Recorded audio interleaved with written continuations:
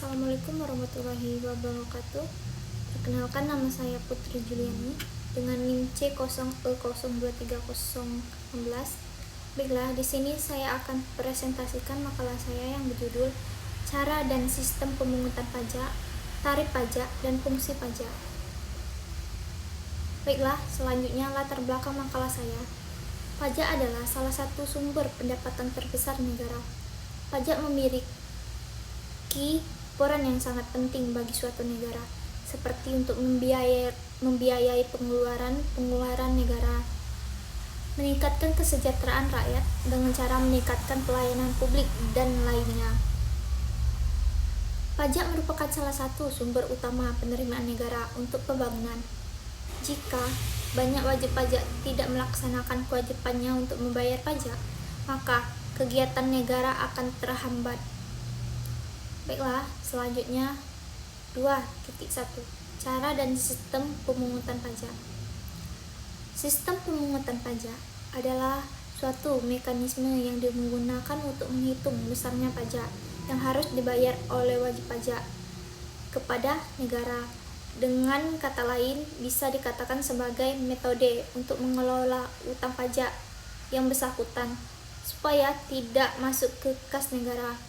Berikut penjelasan sistem tersebut berserta ciri-cirinya. 1.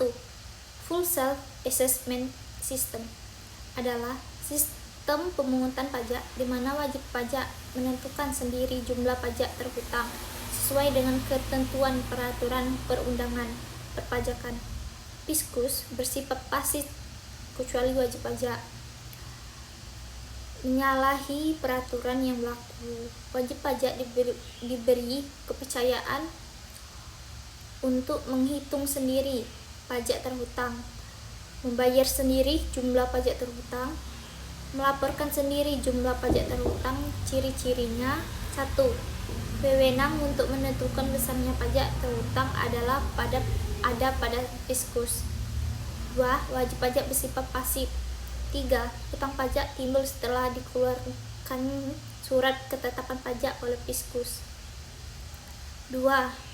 Official Assessment System adalah sistem pemungutan pajak di mana wewenang untuk menentukan besarnya pajak ada pada pemungutan pajak Fiskus. Wajib pajak bersifat pasif. Hutang pajak timbul setelah adanya SKP, surat ketetapan pajak Fiskus. Ciri-cirinya: 1. Wewenang untuk menentukan besarnya pajak terutang pada wajib pajak sendiri. 2. Wajib pajak aktif mulai dari menghitung, menyetor, dan melaporkan sendiri pajak yang terutang. 3.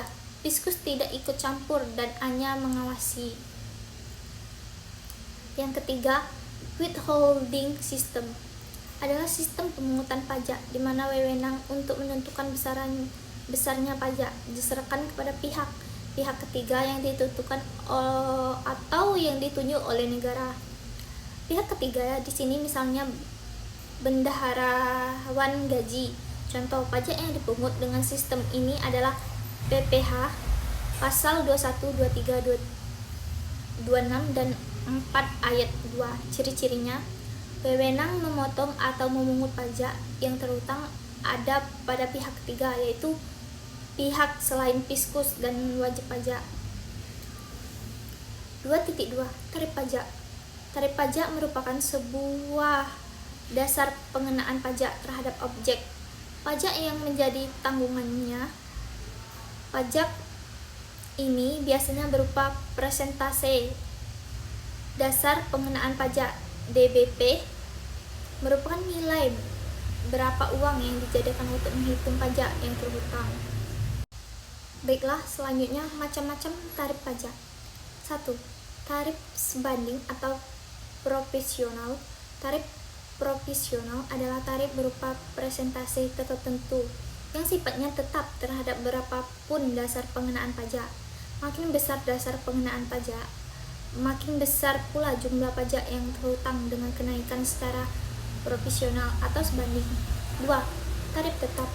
Tarif tetap adalah tarif berupa jumlah yang tetap sama terhadap berapapun jumlah yang dikenai pajak, sehingga besarnya pajak yang terhutang tetap.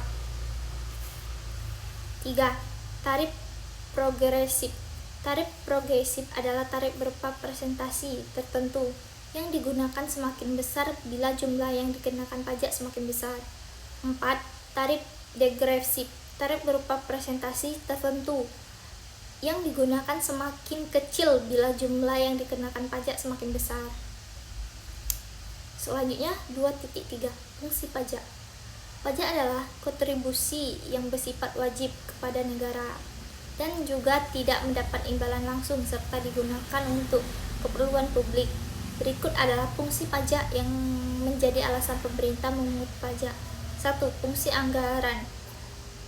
Fungsi ini menjadikan pajak sebagai pendapatan negara, digunakan untuk membiayai pengeluaran untuk pembangunan negara. Pengeluaran yang berkaitan dengan proses pemerintahan seperti biaya operasional, belanja barang, belanja pegawai, dan lain-lain. 2. Fungsi mengatur. Pajak digunakan sebagai alat untuk mengatur atau melaksanakan kewajiban pemerintah dalam bidang sosial dan ekonomi. 3. Fungsi stabilitas. Dalam suatu keadaan, perekonomian adalah fenomenal kenaikan harga yang meningkat terus-menerus dalam jangka waktu tertentu atau dikenal sebagai inflasi. 4.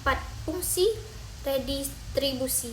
Anggaran fungsi perpajakan sebagai retribusi anggaran adalah untuk mewujudkan cita-cita pembangunan negara. Baiklah, materi terakhir adalah kesimpulan. Sistem pemungutan pajak, mekanisme yang bisa dikatakan sebagai metode untuk mengelola unta pajak yang bersangkutan supaya bisa masuk ke kas negara di Indonesia mempunyai 3 sistem pemungutan pajak, yaitu full self assessment system, official self assessment system, dan yang terakhir withholding system. Tarif pajak merupakan sebuah dasar pengenaan pajak terhadap objek pajak yang menjadi tanggungannya. Tarif pajak dapat berupa angka atau presentasi tertentu. Baiklah, sekian dari presentasi dari saya. Jika ada salah, saya mohon maaf. Saya akhiri. Wassalamualaikum warahmatullahi wabarakatuh.